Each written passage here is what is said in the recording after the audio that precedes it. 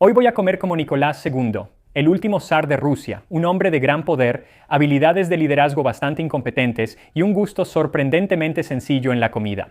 En lugar de la opulenta cocina francesa de la corte imperial, él prefería platillos tradicionales rusos como estos pelmeni siberianos o empanadillas de carne de res.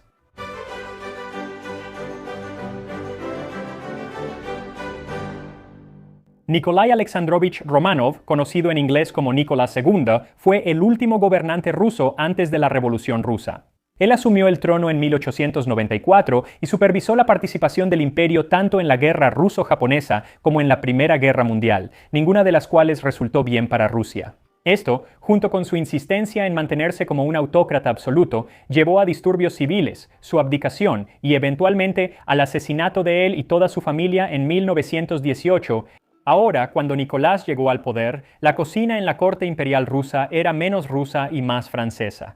Muchos de los menús estaban impresos en francés, la mayoría de la cocina era francesa, la mayoría de los cocineros estaban entrenados en Francia y el chef principal era un francés llamado Pierre Cubat. Pero aunque los grandes banquetes podían ser en su mayoría comida francesa, incluso durante el reinado de Nicolás II, cuando tenían cenas más pequeñas en casa, solo él y la familia, en realidad preferían tener una cocina rusa tradicional más sencilla, cosas como piroshki y pelmeni. Y como ya hice piroshki para el primer zar de Rusia, Iván el Terrible, pensé que sería bueno cerrar el ciclo del gobierno zarista, haciendo una receta de pelmeni siberianos del libro de cocina de 1861 de Elena Molokhovitz, Podarok Molodim Kozyaikam, o Un regalo para las jóvenes amas de casa. Con un cuchillo, raspa 1,5 libras de carne de res de primera calidad del lomo corto. Agrega una cebolla cruda finamente picada y exprimida, pimienta negra tamizada y sal. Usa este relleno para hacer pelmeni. Si la carne de res es magra, usa 1 libra de carne de res y media libra de cebo de riñón finamente picado. Hierve los pelmeni en agua con sal o en caldo en una cacerola aparte. Estos pelmeni quedan mejor si se hacen del tamaño de kolduni o con forma de pequeñas orejas. Los siberianos preparan pelmeni para varias ocasiones a la vez, espolvoreándolos ligeramente con harina para que no se peguen entre sí. Se congelan y se hierven en agua con sal según se necesiten. Molokhovitz da esta receta para pelmeni y justo antes de eso da una receta exacta de cómo hacer la masa con medidas precisas. Muy raro para esa época, así que eso está bastante bien. Lo que ella dice es que necesitas 1 libra o 450 gramos de harina, una cucharadita de sal, 2 huevos y media taza o 120 mililitros de agua. En realidad, ella dice que probablemente necesitarás un poco menos de esa media taza, así que lo tendremos en cuenta mientras las preparamos. Así que empieza mezclando la sal con la harina y luego agrega los 2 huevos. Empieza a incorporar eso a la masa como si estuvieras haciendo pasta, porque, bueno, sí estás haciendo pasta. Pero realmente esto no es suficiente huevo para incorporar toda la harina, así que agrega aproximadamente la mitad del agua o 1/4 de taza para empezar a formar la masa. Y una vez que hayas agregado eso, puedes seguir añadiendo más agua según lo necesites. Puede que no necesites toda, lo que buscas es una masa relativamente seca. Quieres que tenga la humedad suficiente para que se una. Luego, una vez que lo logres, puedes volcarla sobre la mesa y empezar a amasar. Y necesitas amasarla durante unos 10 minutos o hasta que esté suave y lisa. Si lo haces en una batidora de pedestal, te tomará aproximadamente la mitad de ese tiempo. Después de unos 10 minutos de amasado a mano, deberías tener una bola de masa suave y lisa que puedes envolver en plástico para dejarla reposar al menos 20 minutos. También puedes prepararla con un día de anticipación y ponerla en el refrigerador si quieres. O si haces una gran cantidad, de hecho puedes congelarla y luego solo sacas un poco. Así siempre tendrás masa fresca para pasta lista para usar. Así que una vez que haya reposado durante 20 minutos puedes preparar el relleno. Y el relleno obviamente empieza con la carne, que ella dice que puedes raspar directamente del hueso y luego picar. Realmente es muy difícil dejarla tan fina como debe estar solo a mano. Así que yo voy a usar carne molida de res. Necesitas 1,5 libras o 680 gramos. Ahora, ella dice que debe ser grasosa, o de lo contrario, tienes que agregar sebo. Así que yo elegiría carne con 20% o incluso 30% de grasa, porque si es demasiado magra, simplemente no se mantiene unida. Luego, 1 cucharadita de sal, 1 cucharadita de pimienta negra y 1 taza de cebolla picada. Así que solo agrega la sal y la pimienta a la carne y mézclalo bien, y luego empieza a añadir la cebolla. Además, asegúrate de que realmente sean cebollas. Mira, a la mitad me di cuenta de que también tenía cebolla picada y apio que estoy usando para otra cosa y agarré eso. Así que a la mitad, aquí estoy, teniendo que sacar el apio de la carne, y me sentí como Cenicienta cuando estaba sacando las lentejas de la chimenea. no está nada bien. Solo cebollas. Una vez que todo esté mezclado, puedes empezar a formar los pelmeni, y hay varias maneras de hacerlo. De hecho, puedes extender la masa y luego cortar círculos para los pelmeni de aproximadamente 3 pulgadas de ancho. O otra manera que ella explica, que creo que es un poco más fácil, es dividir la masa en 4 partes y luego tomar una parte y formar un cilindro pequeño. Asegúrate de cubrir las otras piezas con plástico para que no se sequen. Una vez que tengas un tronco de masa uniforme, quieres dividirlo en 10 piezas y ella es muy específica sobre cuántos pelmeni hará esta receta. Dice que hará 40, así que eso determina el tamaño de nuestros pelmeni.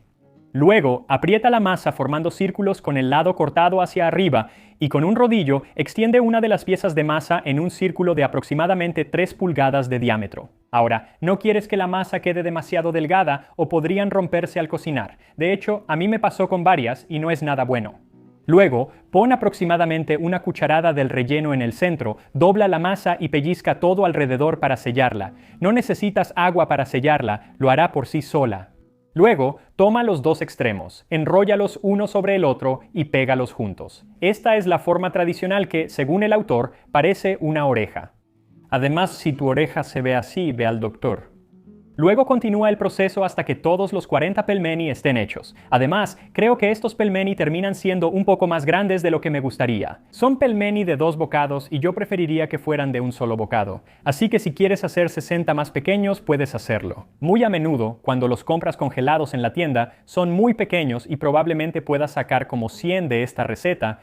Cualquiera que sea el tamaño que les des, dice que los hiervas en caldo claro o en agua con sal. Así que puedes usar caldo claro de pollo o algo parecido, o simplemente hervir agua con sal y luego agregar los pelmeni de 6 a 8 a la vez y darles una vuelta para que no se peguen al fondo y luego dejarlos hervir hasta que suban a la superficie. Esto toma de 3 a 5 minutos. Luego continúa hirviéndolos por otros 3 minutos o hasta que la carne esté cocida por dentro.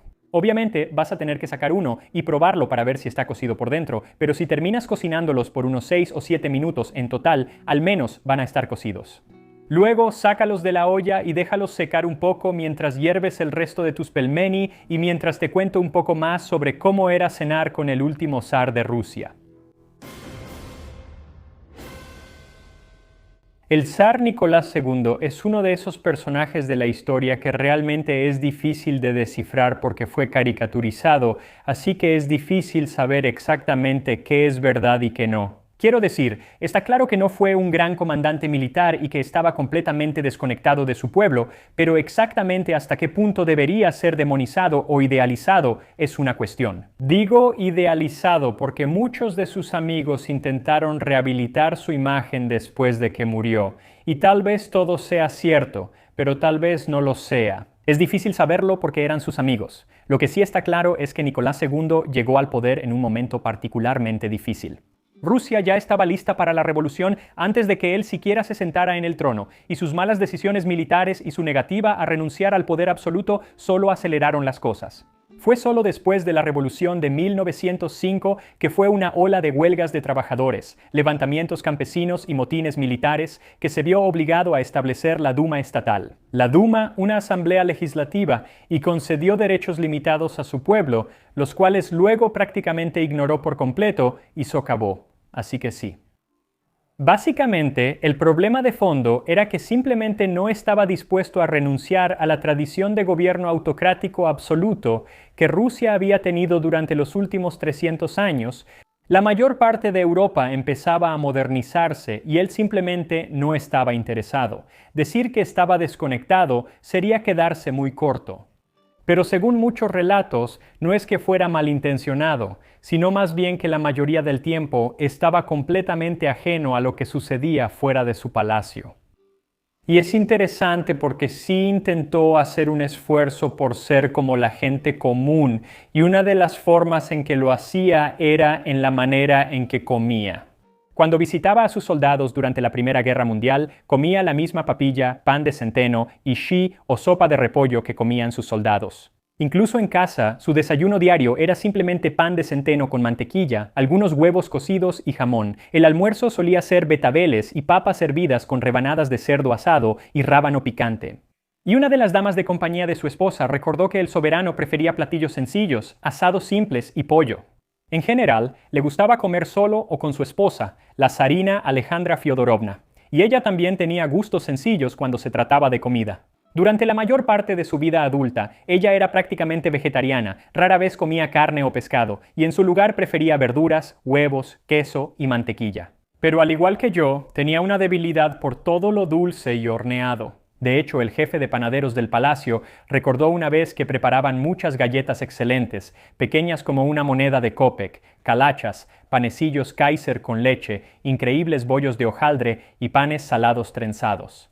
Probablemente fue su amor por los productos horneados lo que la llevó a quejarse ocasionalmente de cómo hacían el té de la tarde en la corte rusa, porque aunque era la zarina o emperatriz de Rusia, no nació en Rusia, sino en Darmstadt, Alemania. Luego pasó gran parte de sus años formativos viviendo en Inglaterra con su abuela, la reina Victoria. Así que estaba acostumbrada a los fastuosos tés de la tarde que se habían vuelto populares allí en la segunda mitad del siglo XIX. Rusia, por otro lado, parece que no recibió el mensaje sobre el elegante té de la tarde. Y así, según su amiga, Alejandra solía quejarse a menudo de que el té era una comida en la que nunca había la más mínima variación.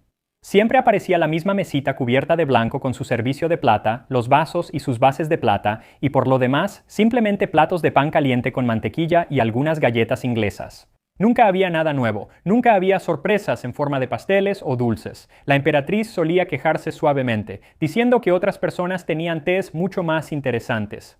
Pero ella, que se suponía tenía un poder casi ilimitado, en realidad no podía cambiar ni un solo detalle de la rutina de la corte rusa. Y ella dice que esto en realidad aplicaba para todo. Usaban el mismo incienso que habían usado durante cientos de años. Los mismos muebles llevaban ahí los 2 últimos siglos. Los mismos atuendos para los mensajeros que habían estado usando desde principios del siglo XVIII. Por lo que sé, los mismos platos para el pan caliente y la mantequilla en la misma mesa de té eran tradiciones que se remontaban a Catalina la Grande o Pedro, o quizás incluso más atrás. Y me encanta esta pequeña anécdota porque, a simple vista, se trata de cómo la familia imperial solía tomar el té y nunca cambiaba nada. Jaja, bastante simple. Pero es un poco un microcosmos y una metáfora de cómo también vivían toda su vida y de la situación política en Rusia. Una completa incapacidad para cambiar la tradición. Incluso si surgían mejores alternativas, incluso si todos a su alrededor querían cambiar, ellos se negaban por completo a cambiar. Y cuando se trataba del té, esto simplemente terminaba con la zarina bastante irritada. Cuando se trataba de política, esto llevó a que toda la familia fuera asesinada. Ahora bien, mientras que el té, el desayuno, el almuerzo y realmente cualquier comida en la que solo estuviera la familia seguían siendo asuntos relativamente sencillos, muchas comidas tenían que tener invitados, y con eso venía la tradición. Los menús de esos almuerzos y cenas, que a menudo tenían una docena o incluso 100 invitados, muestran una cocina que uno esperaría al visitar un palacio. El almuerzo en el Palacio de Verano de Livadia en Crimea comenzaba con una sopa con pequeños bolovanes, pasteles salados y pequeños panes tostados con queso. Es importante destacar que los bolovanes se servían junto con la sopa y no como un plato aparte, como ocurre en el extranjero. Después de la sopa venía el pescado, un guiso de pollo, verduras, dulces y fruta. Para beber, había vino de Madeira, vinos blancos y tintos para el desayuno o cerveza como opción, y diferentes vinos servidos en el almuerzo, como es costumbre en el resto del mundo civilizado, y licores y café. El almuerzo en el Standard, el yate imperial, era un evento similar, aunque un poco menos elaborado. Los menús de estas comidas incluían sopas cremosas, pequeños pasteles de mano o piroshki, salmón con mayonesa, filete de res, langosta, cabra salvaje o venado, peras y jerez, duraznos glaseados y pastel de arándano rojo. Pero, de nuevo, muchas de estas comidas tenían invitados que también se deleitaban con abundantes cantidades de caviar, algo que en realidad a Nicolás no le gustaba. Uno de los oficiales del yate real recordó que al soberano realmente le gustaban los aperitivos aparte del caviar, el salmón del Atlántico y en general el pescado salado. Supuestamente, en realidad le gustaban esas cosas cuando era más joven, pero en un viaje que hizo desde el este a través de Siberia, tomó un tren. Y en cada estación lo recibían con fanfarrias y regalos de pescado salado y caviar que comía y de los que terminó hartándose. Y justo después de ese viaje ya no quiso volver a probarlo. Ahora, cuando no estaban en su casa de verano en Crimea o paseando en su yate, Nicolás y su familia preferían el palacio de Alejandro en las afueras de San Petersburgo sobre cualquiera de sus otros palacios. Lo interesante es que, aunque es un palacio más pequeño en comparación con algo como el Gran Palacio de Catalina, sigue siendo un palacio, así que uno esperaría que hubiera al menos una habitación dedicada como comedor, pero no la había.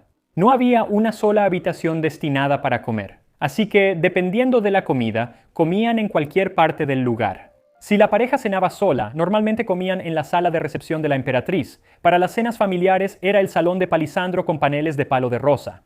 Luego, si tenían un evento más grande, digamos de 30 a 100 personas, abrían el salón semicircular. Aunque si tenían un grupo más grande, de más de 100 personas en realidad, tenían que ir a otro palacio simplemente porque no había espacio en el pequeño y diminuto palacio de Alejandro para albergar a tanta gente. Pero cuando tenían una cena, una gran cena en el salón semicircular del palacio de Alejandro, tenían dos formas de arreglar las mesas. Una era tener mesas redondas que podían acomodar a 10 u 11 personas. Esto permitía más conversación, y así lo organizaban si el zar realmente le agradaban las personas que estaban comiendo. Porque él iba de mesa en mesa con cada platillo para poder hablar con todos, y para que todos pudieran decir que habían cenado con el zar. Si realmente no le agradaban las personas que estaban ahí, o si era un evento más formal, entonces organizaban una enorme mesa en forma de U, en la que él se sentaba en un extremo y solo tenía que hablar con las personas a cada lado de él. Estas cenas eran del tipo de cenas con mucha comida francesa elegante que Nicky, que así le llamaban, realmente no disfrutaba. Así que normalmente se llenaba comiendo los entremeses, que se mantenían en una habitación separada. Los entremeses se sacaban y se ponían en una mesa de banquete o en un buffet, y luego todos comían de pie mientras tomaban un poco de vodka. Solo después de un par de tragos de vodka entraban al salón principal para la cena. Es entonces cuando salía la comida caliente. Y digo comida caliente entre comillas porque era famoso por estar siempre medio fría, ya que las cocinas estaban bastante lejos del palacio. Cuando las construyeron allá por la década de 1790 las hicieron lejos, primero para que el ruido y los olores no llegaran al palacio y también para proteger el palacio de incendios. Así que la comida tenía que ir en un carrito por más de 150 metros afuera antes de llegar al palacio. No importaba la época del año, y San Petersburgo puede ponerse bastante frío, y la comida también se enfriaba. No fue hasta 1902 que finalmente construyeron un túnel subterráneo. Todavía era un camino largo por recorrer, pero al menos ahora la comida llegaba tibia. Quienes servían esta comida tibia eran los lacayos, y eran elegidos de las filas del ejército imperial, y los elegían por su altura, su porte y su atractivo. Así que tenías un montón de meseros altos, guapos y un poco imponentes detrás de ti, y nunca sabías si estaban ahí, porque aunque vestían de etiqueta y usaban guantes blancos, también llevaban estos zapatos negros suaves que básicamente les permitían moverse sin ser escuchados. Lo que hacía que supieran todos los chismes porque la gente simplemente hablaba como si ellos no estuvieran ahí. Un invitado recordó que cada vez que estábamos en el palacio, almorzábamos o cenábamos ahí, y los lacayos nos susurraban fragmentos de noticias de la crónica escandalosa del lugar, nos interesara o no. Ellos sabían todo. Ser uno de esos lacayos era un puesto de honor, así que la gente se aferraba a ese cargo tanto como podía.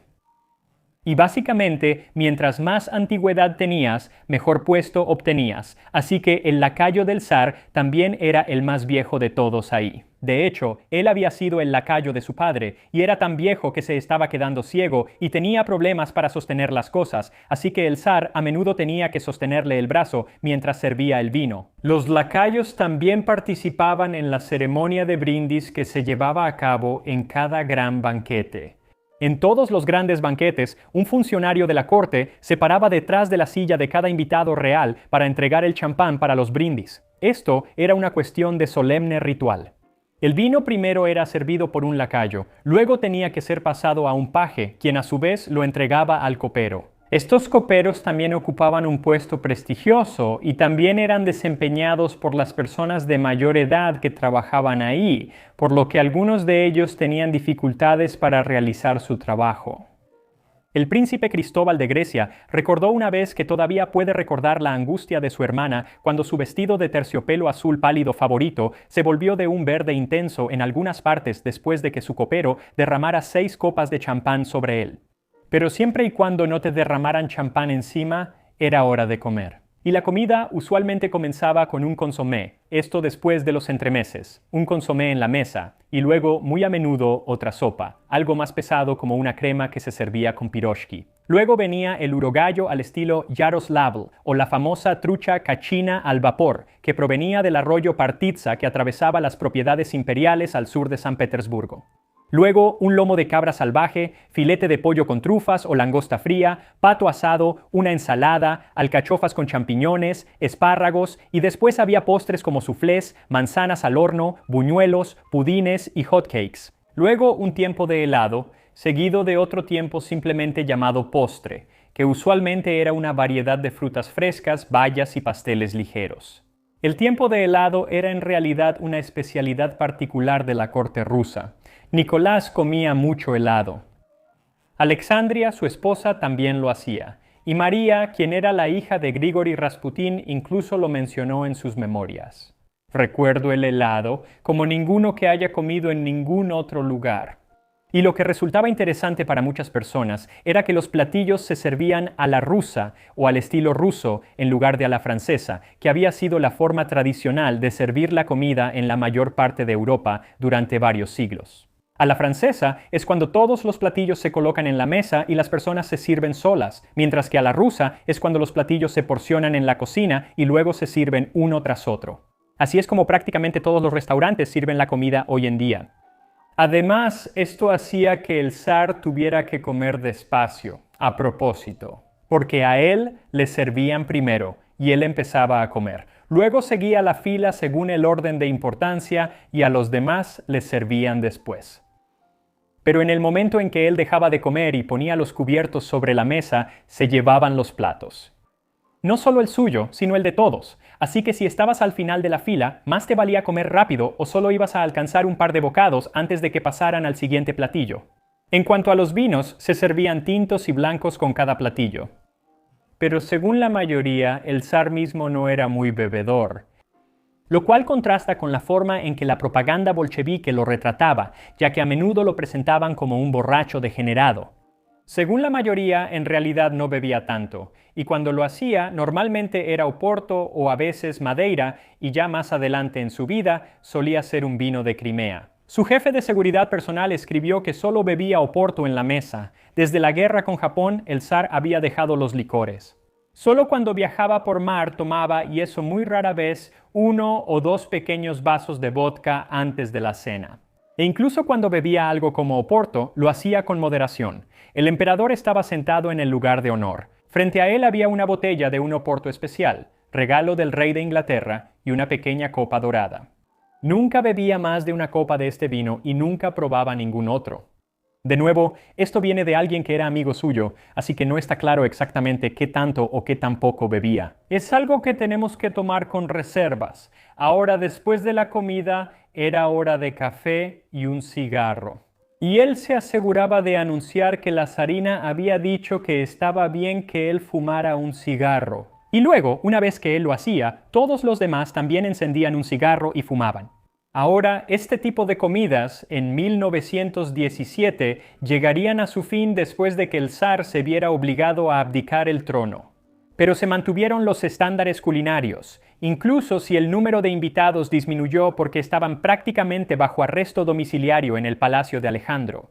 Un menú de octubre de ese año, después de que los trasladaron a Tobolsk, muestra a la familia cenando borscht, piroshki, urogallo asado, ensalada y compota de frutas. Luego, en junio de 1918, solo un mes antes de la muerte de la familia en Ekaterimburgo, el zar escribió en su diario: «Desde ayer, Karitonov ha estado preparando nuestra comida. Las provisiones se entregan cada 2 días. Las hijas están aprendiendo a cocinar con él. Preparan la harina y amasan en la noche y hornean el pan en la mañana. Nada mal en absoluto». En los últimos días de los Romanov, su dieta cambió a la de una ración básica de soldado, pero se decía que nunca se quejaron. Sopa básica de repollo y pan o papas era lo que comían hasta que toda la familia, Nicolás, Alejandra y sus 5 hijos, fueron asesinados por revolucionarios bolcheviques el 17 de julio de 1918. Fue el fin de la dinastía Romanov y el fin de la Rusia imperial, y fueron demonizados. Ahora, es muy difícil saber hasta qué punto exactamente y, ya sabes, no es el objetivo de este canal que yo me meta en eso. Pero lo que sí aprecio mucho es que en los años posteriores, amigos y personas que trabajaron para ellos sí escribieron, para tratar de dar un pequeño vistazo a la intimidad de la vida familiar de los Romanov. Y como alguien que, ya sabes, estudia la historia de la comida, realmente lo aprecio, porque aprendemos cosas. Como el zar de Rusia, que era una de las personas más poderosas del mundo y que, ya sabes, disfrutaba de su opulenta riqueza y estilo de vida. También prefería los platillos muy sencillos en su mesa, cosas como estos pelmeni que estoy a punto de comer ahora mismo. Excepto que, antes de hacerlo, necesito mencionar algo porque la receta que estoy usando dice que hay que hervirlos y luego en realidad dice que se sirvan como sopa, lo cual es común. Pero se sabía que el zar, cuando estaba en el yate real, en realidad prefería comerlos hervidos y luego fritos en sartén, y se los comía directamente de la sartén, así que voy a freírlos en sartén. Así que derrite un poco de mantequilla o ghee en una sartén y luego pon algunos de los pelmeni hervidos y déjalos cocinar por aproximadamente 1 minuto de cada lado, solo asegurándote de que no se peguen. Y luego están listos para servirse con smetana o crema agria y un poco de eneldo. Y aquí estamos, pelmeni siberianos, dignos del último zar de Rusia. Como dije, son un poco más grandes de lo que creo que me gustaría. Así de grandes dice ella que deben hacerse, pero va a ser difícil comer esto de un solo bocado. Creo que de un solo bocado es el tamaño ideal. De todos modos, un poco de crema agria o smetana encima. Y vamos a darles una probada.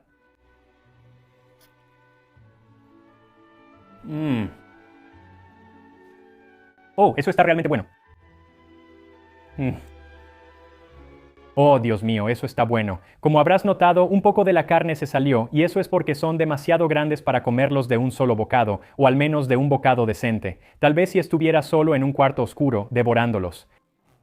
Pero frente a la cámara, o en sociedad, estos son pilmeni de 2 bocados. Pero puedes ver la carne ahí dentro, la masa como que se infla un poco alrededor. Así que no está tan bien, ¿eh? Un segundo.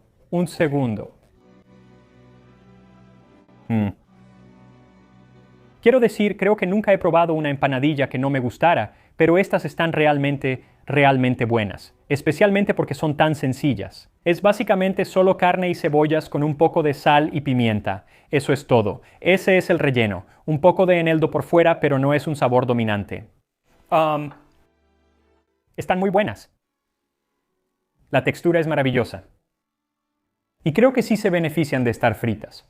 Funcionan en una sopa cuando solo están hervidas, por supuesto, pero freírlas les da un poco de crocancia en las orillas, mientras que el resto de la masa queda suave y agradable. La pasta es muy suave. Sí, no. Son fantásticas. Hazlas. Simplemente hazlas, de verdad. De hecho, puedes comprarlas si hay una tienda rusa cerca de ti. Puedes comprarlas ya hechas y realmente no han cambiado mucho. Normalmente ahora llevan carne de res y cerdo, pero también hay algunas que tienen champiñones o langosta que realmente quiero probar. Pero solo pruébalas. Puedo entender por qué al zar le gustaban estas. Son absolutamente fantásticas, no me importa qué tan poderoso seas. Esto está muy bueno. Así que prepara unos pilmeni, come como el último zar de Rusia y nos vemos la próxima vez en Tasting History.